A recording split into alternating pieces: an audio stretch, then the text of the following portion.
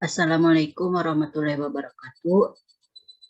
Pada video kali ini saya akan membahas tentang hakikat kemampuan berpikir kognitif matematis dan self-efficacy. Nah, video ini diambil untuk memenuhi salah satu tugas mata kuliah seminar pendidikan matematika. Nah, sebelumnya perkenalkan, nama saya Lilis Mary Febriani dengan NPM 192151123. Dari mata kuliah seminar pendidikan matematika, dosen pengampunya Bapak Dedi Nurjamil, Dr. Andes, MPD.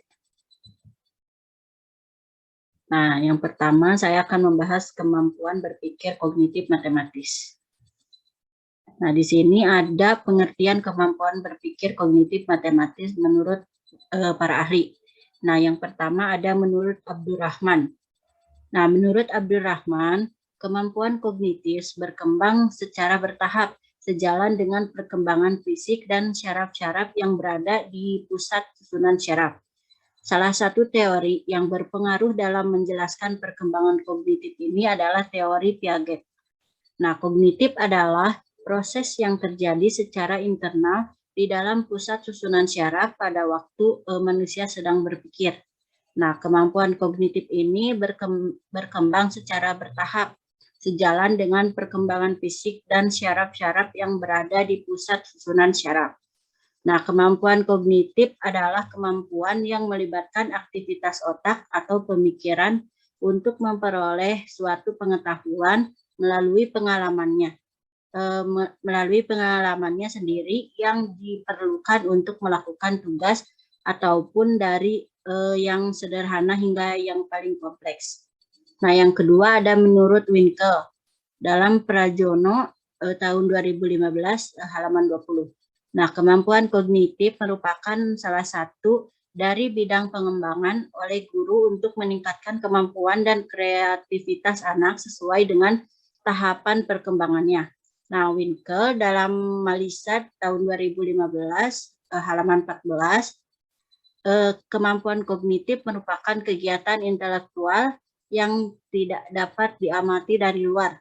Nah, melalui kemampuan kognitif tersebut memungkinkan manusia untuk mengetahui, menyadari, mengerti, menggunakan abstraksi, menalar dan membahas dan menjadi kreatif. Nah, yang ketiga, menurut Susanto tahun 2012 halaman 48. Nah, kognitif adalah suatu proses berpikir, yaitu kemampuan individu untuk menghubungkan, menilai, dan mempertimbangkan suatu kejadian atau peristiwa. Nah, menurut Woolfolk yang dikutip Susanto tahun 2012 halaman 57 mengemukakan bahwa kognitif merupakan satu atau beberapa kemampuan untuk memperoleh dan menggunakan pengetahuan dalam rangka memecahkan masalah dan beradaptasi dengan lingkungan. Vygotsky mengemukakan yang dikutip Sugiono tahun 2013 tahun 2013 sampai 2015 bahwa kemampuan kognitif untuk membantu memecahkan masalah, memudahkan dalam melakukan tindakan, memperluas kemampuan, dan melakukan sesuatu sesuai dengan kapasitas alaminya. Nah, dari beberapa pendapat mengenai definisi kemampuan kognitif yang disajikan mempunyai rumusan yang berbeda-beda, namun mempunyai pengertian yang sama, yaitu berkaitan dengan mental sebagai gambaran tentang kemampuan kognitif dari definisi. Nah, maka dalam penelitian ini yang dimaksud dengan kemampuan kognitif siswa adalah kemampuan dalam diri siswa yang meliputi kegiatan intelektual terhadap suatu soal atau masalah matematika sampai siswa memberikan respon berupa jawaban yang diamati. Nah, dengan demikian kemampuan kognitif anak akan menggunakan alat berpikirnya untuk mengamati, menghubungkan, menilai, dan mempertimbangkan suatu kejadian atau peristiwa guna memecahkan masalah seefektif dan seefisien mungkin dalam mencapai tujuan. Nah, Piaget membagi perkembangan kognitif ke dalam 4 fase. Nah, yang pertama ada fase sensori motor di umur 0 sampai 2 tahun. Nah, aktivitas kognitif selama tahap ini didasarkan terutama atas pengalaman langsung melalui pembuatan fisik atau gerak anggota tubuh dan sensori atau koordinasi alat panca indera. Nah, yang kedua ada tahap praoperasional, yaitu di umur 2 sampai 7 tahun. Nah, pada tahap ini anak mempunyai persiapan untuk pengorganisasi operasi konkret.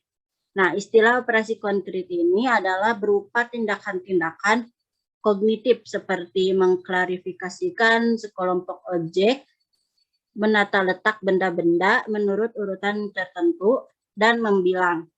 Nah, yang ketiga ada tahap operasi konkret di umur 7 sampai 12 tahun. Nah, anak-anak pada tahap ini telah memahami operasi dengan bantuan benda-benda konkret. Nah, kemampuan ini terwujud dalam mengklarifikasikan, mampu memandang suatu objek dari sudut pandang yang berbeda secara objektif. Nah, yang keempat ada tahap operasi formal, yaitu di umur 12 tahun ke atas. Nah, pada tahap ini anak mampu melakukan penalaran dengan menggunakan hal-hal abstrak. Jadi anak bisa bernalar tanpa menggunakan objek langsung. Sehingga dalam struktur kognitifnya hanya mampu menggunakan simbol-simbol, ide-ide abstrak, dan generalisasi.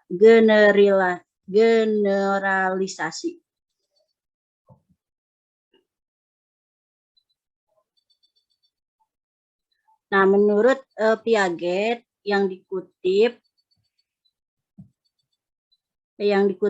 oleh Asri Budiningsih, makin bertambahnya umur, maka makin kompleks susunan sel sarafnya dan makin meningkat pada kemampuannya.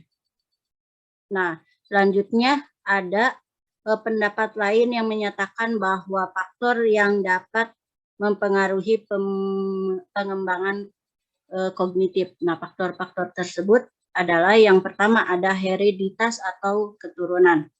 Nah, teori hereditas atau nafsitisme yang dipelopori oleh seorang ahli filsafat, Schopenhauer, mengemukakan bahwa manusia yang lahir sudah membawa potensi tertentu yang tidak dapat dipengaruhi oleh lingkungan. Nah, taraf integritas sudah ditentukan sejak lahir.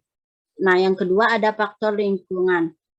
John Locke berpendapat bahwa manusia dilahirkan dalam keadaan suci seperti kertas putih yang belum ternodai.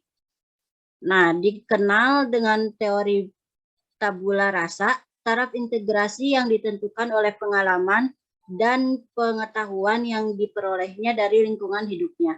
Nah, yang ketiga ada kematangan, faktor kematangan.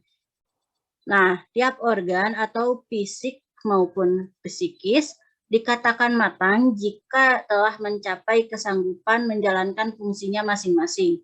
Yang hal ini berhubungan dengan usia kronologi. Nah, yang keempat adalah faktor pembentukan.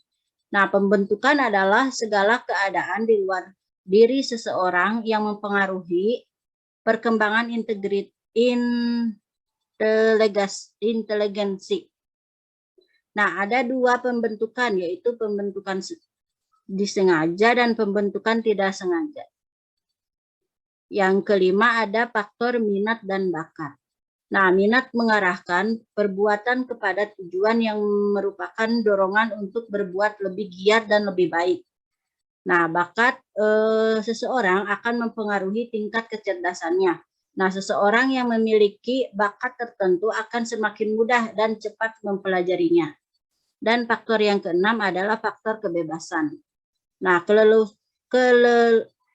keleluasaan manusia untuk berpikir divergen atau menyebar yang berarti manusia dapat memilih metode tertentu dalam memecahkan masalah dan bebas memilih masalah sesuai kebutuhan.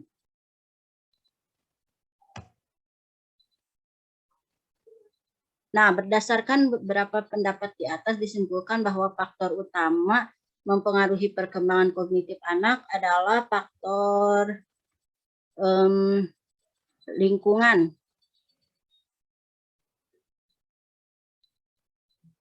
Faktor lingkungan, faktor kematangan, faktor dan pengalaman. Nah, dalam ranah kompetensi pengetahuan atau kognitif, terdapat 6 jenjang proses berpikir. Yang pertama adalah pengetahuan hafalan di C1 atau knowledge. Nah, pengetahuan atau knowledge adalah kemampuan seseorang untuk mengingat-ingat kembali atau recall, atau mengenali kembali tentang nama, istilah, ide, gejala, rumus-rumus, dan sebagainya tanpa mengharapkan kemampuan untuk menggunakannya. Nah, yang kedua ada pemahaman di C2, yaitu comprehension. Nah, pemahaman atau comprehension adalah kemampuan seseorang untuk mengerti atau memahami sesuatu setelah sesuatu itu diketahui dan diingat. Yang ketiga ada penerapan atau C3 atau application. Nah, penerapan atau aplikasi adalah kesanggupan seseorang untuk menerapkan atau menggunakan ide-ide umum, tata cara ataupun metode-metode, prinsip-prinsip, rumus-rumus, teori-teori, dan sebagainya dalam situasi yang baru dan konkret. Yang keempat adalah analisis dalam C4 atau analisis. Analisis adalah kemampuan seseorang untuk merinci atau menguraikan sesuatu bahan atau keadaan menurut bagian-bagian yang lebih kecil dan mampu memahami hubungan di antara bagian-bagian atau faktor-faktor yang satu dengan faktor-faktor lainnya. Yang kelima ada sintesis di C5 atau sintesis.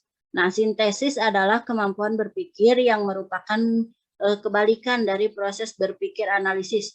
Sintesis ini merupakan suatu proses yang memadukan bagian-bagian atau unsur-unsur secara logis sehingga menjelma menjadi suatu pola yang berstruktur atau berbentuk pola baru. Nah, berpikir sintesis merupakan berpikir yang setingkat dengan lebih tinggi dari berpikir analisis. Yang keenam ada evaluasi di C6 atau evaluation. Nah, evaluasi adalah kemampuan seseorang untuk membuat pertimbangan terhadap suatu situasi, nilai, atau ide. Nah, kemampuan melakukan evaluasi juga dapat diartikan mempertimbangkan dan melihat benar, salah, baik, buruk, bermanfaat, dan tidak bermanfaat. Nah, terdapat revisi dalam taksonomi Bloom ini. Nah, di mana C5 yang merupakan sintesis dan C6 merupakan evaluasi. Nah, dalam taksonomi Bloom terbaru pada tingkat C5 merupakan mengevaluasi dan C6 merupakan kreasi atau mencipta. Nah, revisi terhadap taksonomi ini dilakukan karena kebutuhan untuk mengarahkan kembali fokus pada para peserta didik.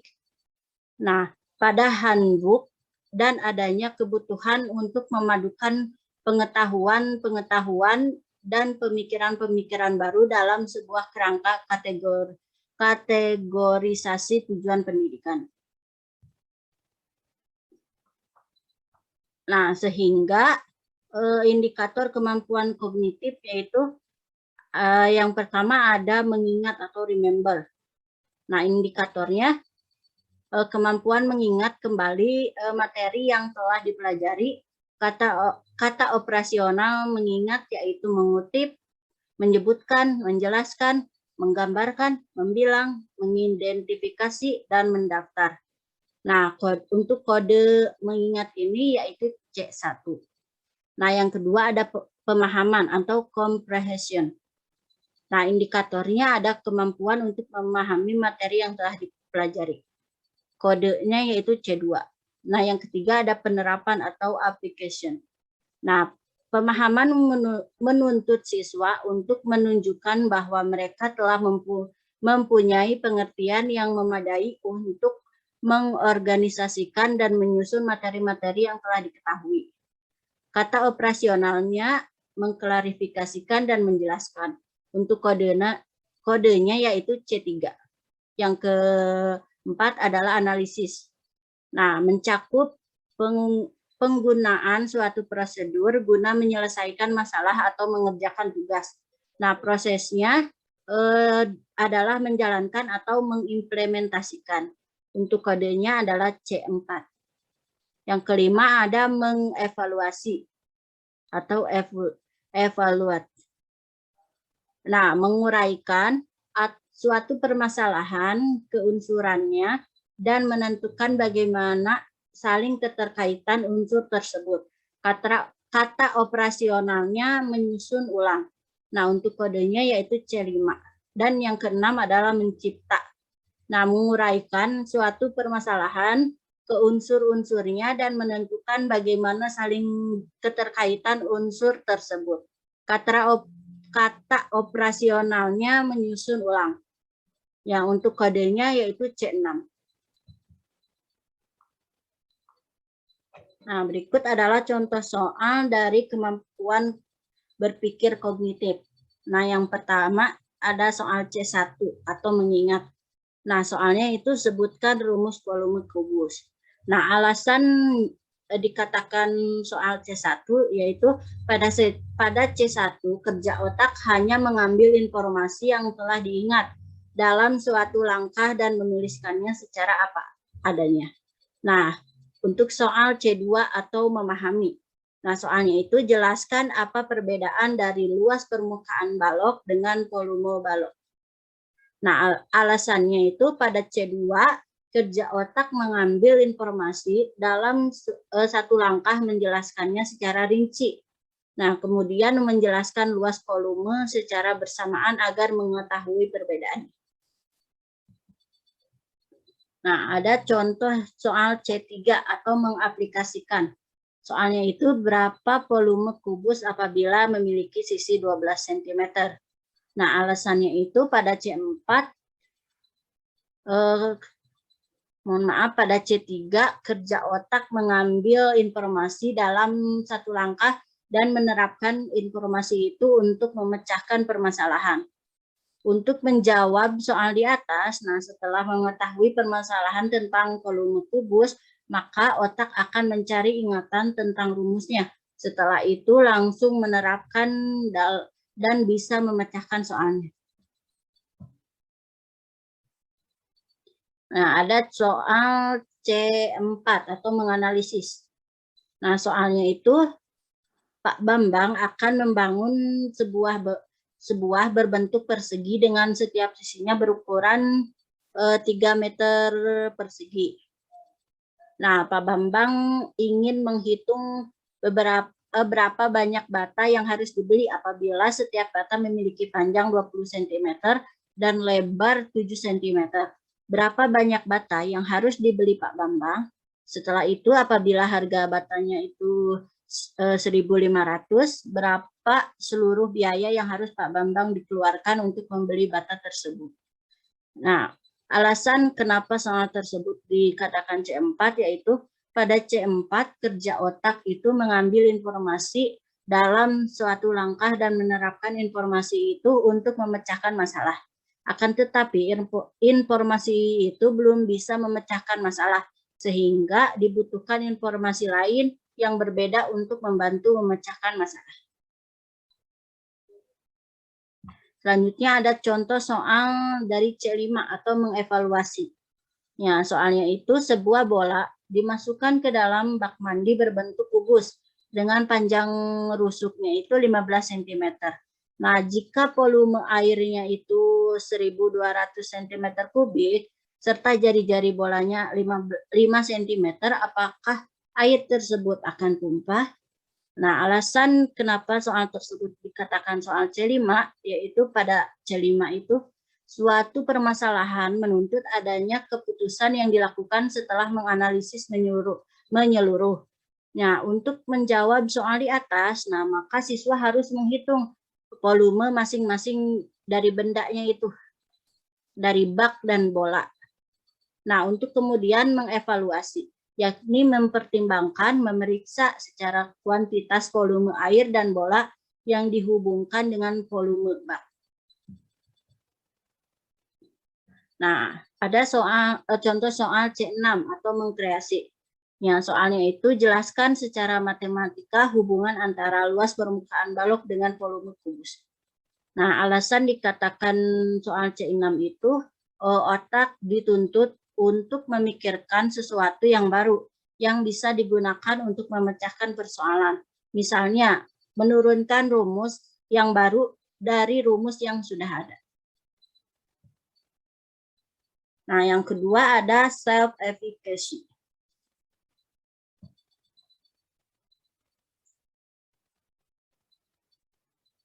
Nah, untuk pengertian self-efficacy. Self-efficacy atau kepercayaan diri merupakan suatu aspek kepribadian penting pada diri seseorang.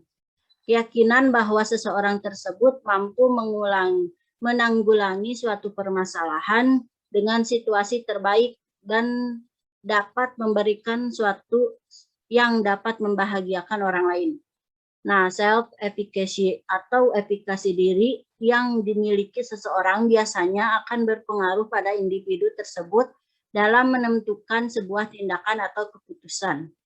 Nah, di mana tindakan tersebut dilakukan untuk mencapai suatu tujuan atau beberapa hal kemungkinan yang akan hadir di masa depan.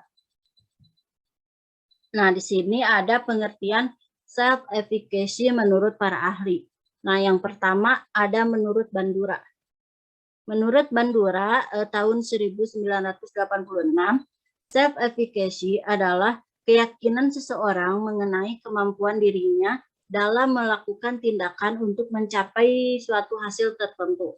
Self-efficacy menentukan bagaimana individu merasakan, berpikir, dan memotivasi diri mereka secara bertindak. Nah, apabila seseorang yang memiliki self-efficacy yang tinggi akan mengiring individu tersebut untuk mengatasi tantangan dan juga hambatan dalam mencapai suatu tujuan. Hal tersebut diperkuat oleh Saparia tahun 2011 yang menyatakan bahwa individu dengan self-efficacy yang tinggi akan mencapai suatu kinerja yang lebih baik, disebabkan karena individu tersebut memiliki motivasi yang kuat, tujuan yang jelas, dan emosi yang stabil. Nah, yang kedua ada menurut Jane Ellis Ormrod. Nah, self-efficacy adalah keyakinan seseorang tentang kemampuannya sendiri untuk menjalankan perilaku tertentu atau mencapai tujuan tertentu. Dampak dari self-efficacy itu bisa dikatakan penting, bahkan bersifat sebagai motivator utama terhadap keberhasilan atau kesuksesan seseorang. Nah, orang lain mungkin lebih memilih mengerjakan aktivitas yang dapat mereka lakukan daripada melakukan pekerjaan yang mereka rasa tidak bisa melakukannya. Nah, karena itu, dalam self-efficacy lah keyakinan dalam diri seseorang terhadap kemampuan yang dimiliki, bahwa ia mampu melakukan sesuatu atau mengatasi suatu situasi, ia akan berhasil dalam melakukannya. Nah, salah satu persepsi seseorang yang menganggap bahwa orang tersebut bisa melakukan sesuatu yang cukup penting untuk mencapai sebuah tujuan. Nah, yang ketiga ada menurut Awilsol. Nah, menurut Awilsol tahun 2011, self-efficacy itu adalah persepsi diri mengenai seberapa baik diri seseorang dalam memfungsikan dirinya dalam situasi tertentu. Nah, sementara itu Laura pada tahun 2011 mengungkapkan bahwa self-efficacy adalah keyakinan seseorang sehingga dapat menguasai suatu situasi yang menghasilkan berbagai hasil yang bernilai positif dan bermanfaat. Nah, dari beberapa pendapat ahli di atas itu dapat disimpulkan bahwa self-efficacy adalah sebuah keyakinan yang berbeda di dalam diri seseorang akan kemampuan yang dimiliki dalam melakukan suatu tindakan untuk mencapai suatu tujuan yang diinginkan. Nah, apabila seseorang ingin memenuhi kebutuhan sesuai tujuan yang telah ditetapkan, maka seseorang tersebut harus didorong terlebih dahulu. Nah, seseorang dengan self-efficacy yang lebih rendah, yang lebih tinggi, cenderung akan mudah berhasil dan dalam menyelesaikan tugasnya daripada seseorang atau individu yang memiliki self-efficacy yang lebih rendah. Nah, karena orang yang memiliki self-efficacy yang tinggi, ia memiliki keyakinan yang cukup kuat akan kemampuan yang dimiliki dirinya sendiri, sehingga ia tidak akan ragu dalam mengambil sebuah tindakan atau sebuah keputusan. Nah, di dalam self-efficacy itu terdapat dimensi self-efficacy. Nah, yang pertama ada level atau magnitude. Nah, dimensi level berhubungan dengan taraf kesulitan tugas. Nah, dimensi ini mengacu pada taraf kesulitan tugas yang diyakini individu akan mampu mengatasinya. Yang kedua ada strength. Dimensi strength berkaitan dengan kekuatan penilaian tentang kecakapan individu. Nah, dimensi ini mengacu pada derajat kemantapan individu terhadap keyakinan yang dibuatnya. Nah, yang ketiga ada generality. Nah, di mana dimensi ini merupakan kuatnya keyakinan seseorang mengenai kemampuan yang dimiliki ketika menghadapi tuntunan tugas atau permasalahan. Hal ini berkaitan dengan ketahanan dan keuletan individu dalam pemenuhan tugasnya. Nah, Mahardikawati tahun 2011 dalam penelitiannya menyimpulkan bahwa semakin tinggi self-efficacy, semakin tinggi pula prestasi belajar yang dicapai siswa dan semakin rendahnya self-efficacy, maka semakin rendah pula prestasi siswa yang dicapainya. Nah, sehingga diharapkan siswa dapat melakukan pengembangan internal untuk meningkatkan self-efficacy yang dimilikinya. Nah, sehingga sebagai guru diharapkan dapat menciptakan iklim yang kondusif bagi pengembangan self-efficacy.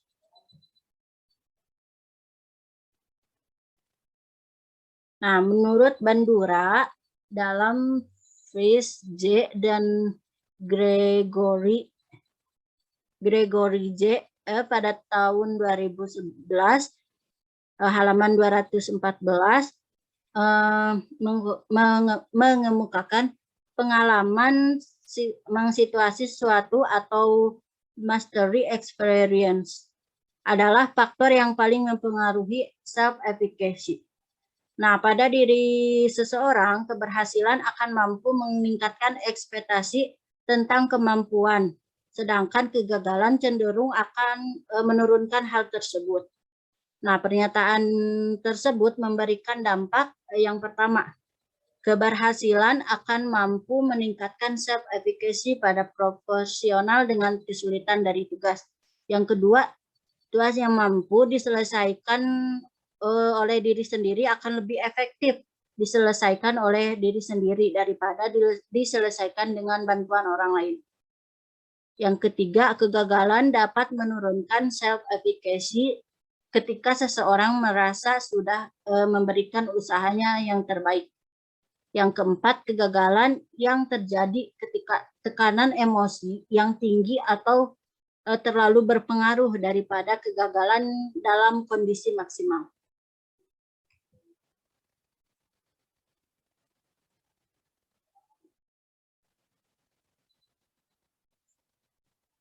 Nah, di sini ada dampak self-efficacy menurut Panjares. Yang pertama, self-efficacy mempengaruhi pilihan-pilihan yang dibuat dan tindakan yang dilakukan individu dalam melaksanakan tugas-tugas di mana individu tersebut berkompeten dan yakin. Yang kedua adalah self-efficacy menentukan seberapa besar usaha yang dilakukan oleh individu, seberapa lama individu akan bertahan ketika menghadapi rintangan, dan seberapa tabah dalam menghadapi situasi yang tidak menguntungkan.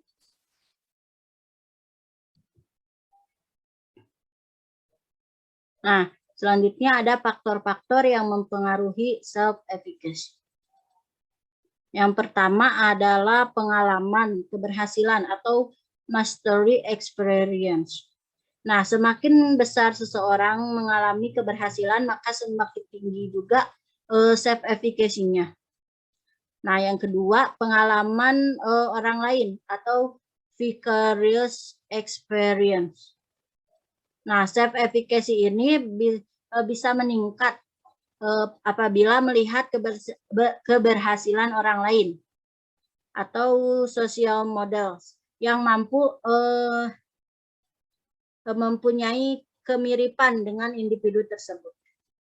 Nah, yang ketiga adalah persuasi sosial atau social persuasion. Ialah penguatan dari orang lain, misalnya dengan memberikan dukungan dan support. Yang keempat ada keadaan fisiologis dan emosional atau physiological and emotional states.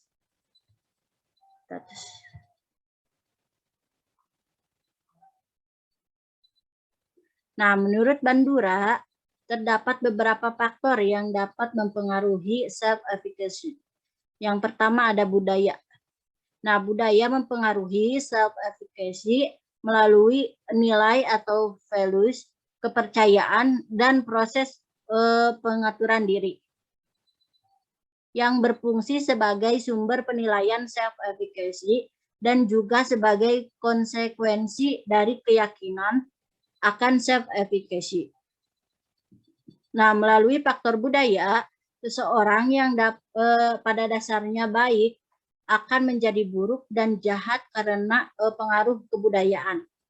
Nah, maka dari itu kita harus menjadi pribadi diri sendiri yang menjauhkan diri dari pengaruh budaya. Yang kedua ada faktor gender. Nah, perbedaan gender berpengaruh terhadap self-efficacy.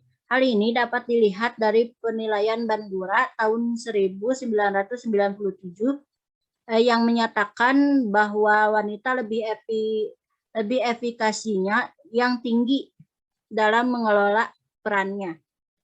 Wanita yang memiliki peran selain sebagai ibu rumah tangga, juga sebagai wanita karir akan memiliki self-efficacy yang tinggi dibandingkan pria yang bekerja. Yang ketiga ada sifat dari tugas yang dihadapi. Nah, derajat dari kompleksitas kesulitan tugas yang dihadapi oleh individu akan mempengaruhi penilaian individu tersebut terhadap kemampuan dirinya sendiri. Nah, semakin kompleks tugas yang dihadapi oleh individu, akan semakin rendah tugas yang mudah dan sederhana. Nah, sebaliknya, jika individu dihadapkan tugas yang mudah, nah maka akan semakin tinggi individu tersebut menilai kemampuannya. Yang keempat ada faktor intensif eksternal. Nah, faktor lain yang dapat mempengaruhi self-efficacy individu adalah intensif yang diperolehnya. Nah, Bandura menyatakan bahwa salah satu faktor yang dapat meningkatkan self-efficacy adalah competent contingence intensif, yaitu intensif yang diberikan oleh orang lain. Nah, yang merefleksikan keberhasilan seseorang. Nah, positif mengenai dirinya, sementara individu itu akan memiliki self-efficacy yang rendah. Nah, jika ia memperoleh informasi negatif mengenai dirinya. Yang kelima ada status atau peran individu dalam lingkungan. Nah, individu yang memiliki status yang lebih tinggi akan memperoleh derajat kontrol yang lebih besar, sehingga self-efficacy yang dimilikinya juga tinggi. Nah, sedangkan individu yang memiliki status yang lebih rendah memiliki kontrol yang lebih kecil juga. Nah, sehingga self-efficacy-nya juga rendah. Yang keenam ada informasi tentang kemampuan diri. Nah, individu akan memiliki self-efficacy tinggi jika ia memperoleh informasi positif mengenai dirinya. Nah, sementara individu akan memiliki self-efficacy yang rendah jika ia mendapatkan informasi yang negatif mengenai dirinya.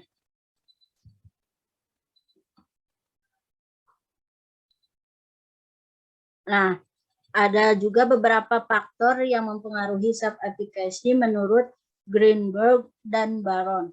Nah, yang pertama ada pengalaman langsung. Nah, pengalaman langsung ini sebagai hasil dari pengalaman mengerjakan suatu tugas di masa lalu atau sudah melakukan tugas tersebut. Nah, yang kedua pengalaman tidak langsung. Nah, sebagai hasil observasi pengalaman orang lain dalam melakukan tugas yang sama. Nah, pada waktu individu mengerjakan sesuatu dan bagaimana individu tersebut menerjemahkan pengalamannya tersebut dalam mengerjakan suatu tugas.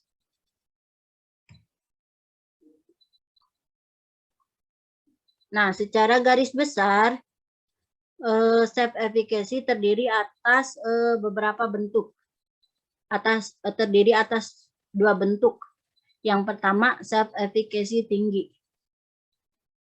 Nah, dalam mengerjakan tugas, individu yang memiliki self-efficacy yang tinggi akan cenderung memilih terlibat langsung. Nah, individu yang memiliki self-efficacy yang tinggi menganggap bahwa kegagalan itu sebagai akibat dari kurangnya usaha yang keras. Nah, pengetahuan dan keterampilan. Nah, di dalam melaksanakan tugas, orang yang memiliki self-efficacy yang tinggi adalah sebagai orang yang berkinerja sangat baik. Nah, dalam self-efficacy yang tinggi itu terdapat ciri-cirinya. Yang pertama adalah mampu menangani masalah yang mereka hadapi secara efektif. Yang kedua, yakin terhadap kesuksesan dalam menghadapi masalah atau rintangan. Yang ketiga, masalah dipandang sebagai suatu tantangan yang harus dihadapi, bukan untuk dihindari. Yang keempat, gigih dalam usahanya menyelesaikan masalah. Yang kelima, percaya pada kemampuan yang dimilikinya. Yang keenam, cepat bangkit dari kegagalan yang dihadapinya. Yang ketujuh, suka mencari situasi yang baru. Dan bentuk yang kedua adalah self-efficacy yang rendah. Nah, dalam mengerjakan suatu tugas, individu yang memiliki self-efficacy rendah cenderung menghindari tugas tersebut. Nah, individu yang memiliki self-efficacy yang rendah tidak memikirkan tentang bagaimana cara yang baik dalam menghadapi tugas-tugasnya yang sulit. Nah, bahkan ketika menghadapi tugas yang sulit, mereka juga lamban untuk mendapatkan kembali self-efficacy mereka ketika menghadapi kegagalan. Nah, dalam self-efficacy yang rendah juga memiliki ciri-cirinya, yaitu yang pertama ada lamban dalam membenahi atau mendapatkan kembali self-efficacy-nya ketika menghadapi sebuah kegagalan. Nah, yang kedua tidak yakin bisa menghadapi masalahnya. Yang ketiga, menghindari masalah yang sulit, ancaman yang dipandang sebagai sesuatu yang harus dihindari. Yang keempat, mengurangi usaha dan cepat menyerah ketika menghadapi masalah.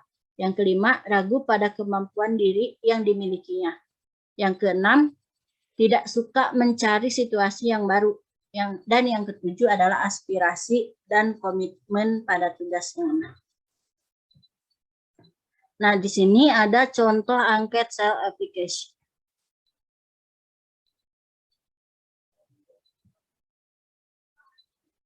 Nah, mungkin sekian pembahasan dari saya, kurang lebihnya mohon dimaafkan. Wassalamualaikum warahmatullahi wabarakatuh.